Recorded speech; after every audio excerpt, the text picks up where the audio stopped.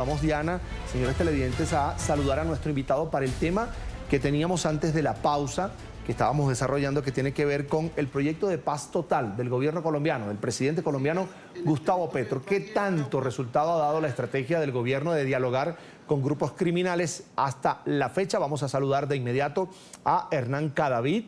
Es el congresista colombiano, representante de la Cámara por el partido de oposición Centro Democrático. Ahí está en pantalla. Congresista, un buen día, una buena mañana y bienvenido a NTN 24. Carlos, Diana, un saludo especial a ustedes en la mañana y gracias por esta oportunidad. Estamos listos. Es un gusto. Congresista, ese proyecto de paz total del presidente Gustavo Petro, de su proyecto de país, de su propuesta durante la campaña, ¿se quedó solo en eso, en un proyecto? ¿Cree usted que no se ha ejecutado como tal? Carlos, pues las cifras no lo acompañan y así lo demuestran. Lo primero que hay que decir es que una cosa es ser candidato y decir que todo está mal y otra entrar al gobierno y ejecutar. Y yo creo que hoy los resultados en materia de orden público y de tratamiento con las estructuras criminales del país pues están arrojando un resultado favorable a esas estructuras y desfavorable a la ciudadanía colombiana.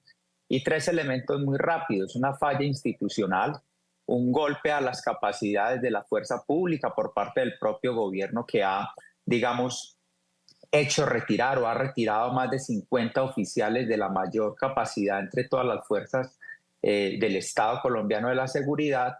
Y un tercer tema, y es que los mensajes equivocados en la lucha contra el narcotráfico. Es decir, mientras más narcotráfico hay, la laxitud del gobierno en la política y cada uno de los eslabones, desde la siembra hasta la comercialización, pues le ha abierto la puerta a esos grupos con ese combustible feroz que es el narcotráfico en materia de orden público.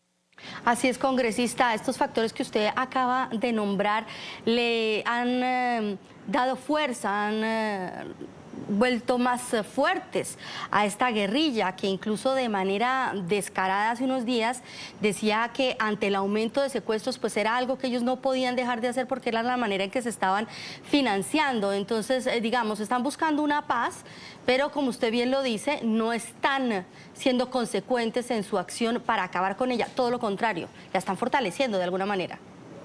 Diana, absolutamente. Lo que hay que decir, entre otras cosas, es que uno de los errores del gobierno, y lo dijimos desde el inicio, y lo dijeron no solamente expresiones de la oposición, sino otras visiones, es que había un error del gobierno al tratar de negociar en la misma hora y medida con todos o varios grupos armados al margen de la ley. Entonces negocia con el ELN, negocia con las FARC, negocia con el Clan del Golfo o negocia con el uno y el otro, y sobre todo tratan de usar una metodología que pues el resultado no ha sido el correcto. Hablemos muy rápido y puntualmente de lo del ELN.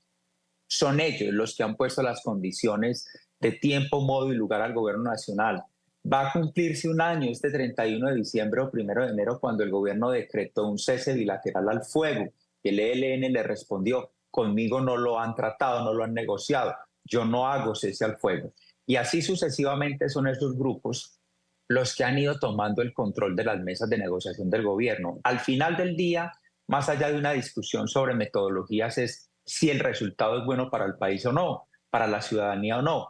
Y han aumentado los secuestros. Teníamos más de 30 personas secuestradas por parte del ELN. El mundo observó lo del padre de Lucho Díaz, pero no era solamente él era un símbolo, pero debajo o más o a los lados habían muchos más secuestrados. Y el gobierno nada que logra corregir. Cambia negociadores, pero el tema no es de cambiar negociadores. El tema es de saber establecer que le está brindando todo el combustible posible del narcotráfico, de la minería ilegal, de la extorsión, del secuestro, y el gobierno continúa como si nada estuviera pasando. Congresista Cadavid, ¿cree usted que el gobierno de Gustavo Petro a estas alturas del partido debe exigir liberación total de los secuestrados para seguir avanzando en una negociación, por ejemplo, con el ELN? Carlos, con estos grupos es muy difícil recomponerle las condiciones si no se hacen desde el principio. El ELN siente que domina la mesa, que tiene el poder, que tiene el control. Llevan a esa mesa de negociación de ciclo en ciclo. Dicen que no van a entregar las armas. Cuidado con el ELN específicamente, que lleva más de 35 años de negociaciones con distintos gobiernos y siempre está afianzado y radicalizado en las mismas posturas.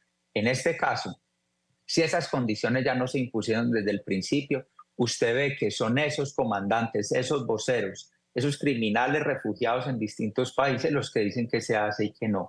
Yo percibo muy difícil que pueda haber una recomposición de condiciones por parte del gobierno, ya va quedando sometido en esa mesa por parte del ELN, y va a pasar lo mismo con las FARC y Estado Central y todos esos grupos que siguen delinquiendo de una manera tan brutal en Colombia. Congresista Cadavid, ahora hablemos de lo que ocurre con la denominada Segunda Marquetalia, que son esas disidencias de las FARC con las que no debería existir ni siquiera un diálogo, porque se ha advertido que quienes reincidan pues tendrían que ser sometidos sí o sí a la justicia, pero sin embargo se les ha dado de alguna manera como ese beneplácito. Esto envía un muy mal mensaje, no solamente a esas disidencias, envía un mal mensaje a los otros grupos insurgentes y también pues a todo el país.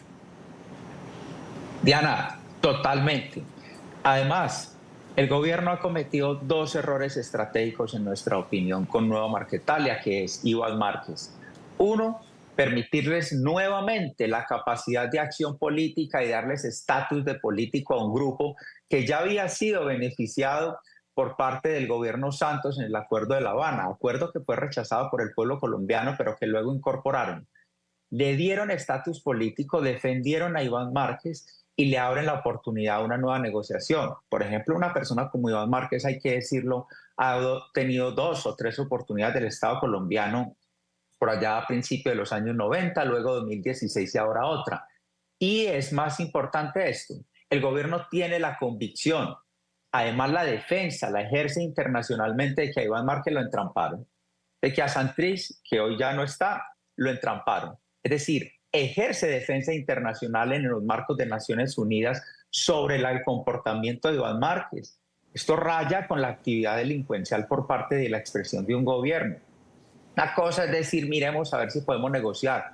Otra es salir a justificar la tesis de Iván Márquez, que hasta la misma JEP, que no es un organismo con el que nosotros estemos de acuerdo por la manera en cómo procede, por su conducta ideológica, excluyó a Iván Márquez, le tocó hacerlo casi que obligatoriamente. Pues no, hoy el gobierno justifica la conducta a Márquez y va a tratar de darle un estatus político. Es un tema que a nosotros nos preocupa mucho, porque pareciera que entre más secuestros, más delitos, más terrorismo, pues más curules en el Congreso como contraprestación o pago a este tipo de actividades delincuenciales. Sé que esto no se puede medir, congresista, pero se puede medir en el análisis político.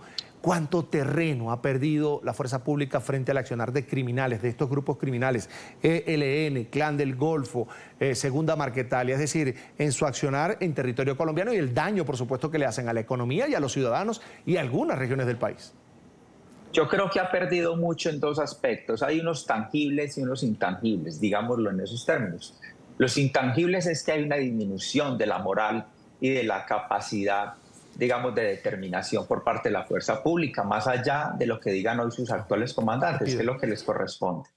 Pero que del principio del gobierno Petro a la fecha se hayan removido de sus cargos a más de 55 altos oficiales que habían tenido toda la capacidad, formación, preparación en la inteligencia, en el conocimiento de esos grupos criminales, es un primer mensaje. Segundo, hay, por supuesto, una cesión de capacidad en el control territorial en el sur del país, en el Catatumbo, en el Bajo Cauca antioqueño. Por más esfuerzos que digan, y sé que tratan de hacer las fuerzas militares, detrás tienen una orden que no pueden entender y están en el marco de un cese bilateral, es decir, le dijeron a esos grupos que no atacaran, que no abrieran fuego, y le dijeron a la fuerza pública que hicieran lo mismo. Pero mientras tanto, esos grupos siguen secuestrando, siguen extorsionando, siguen ejerciendo la minería ilegal, pero resulta que la fuerza pública no los puede atacar porque están en el marco de un cese bilateral, les amarraron las manos. Es decir, que lo que ha cedido el Estado colombiano en materia de seguridad, de orden público, en visión estratégica, en capacidades, es mucho. A Hernán Cadavid, congresista colombiano, representante a la Cámara por el partido de oposición Centro Democrático, muchísimas gracias por estos minutos que ha compartido con nosotros acá en la mañana de NTN 24 y esperamos hasta una próxima oportunidad. Ana Carlos, muchas gracias a ustedes y a la audiencia de NTN, muchas gracias.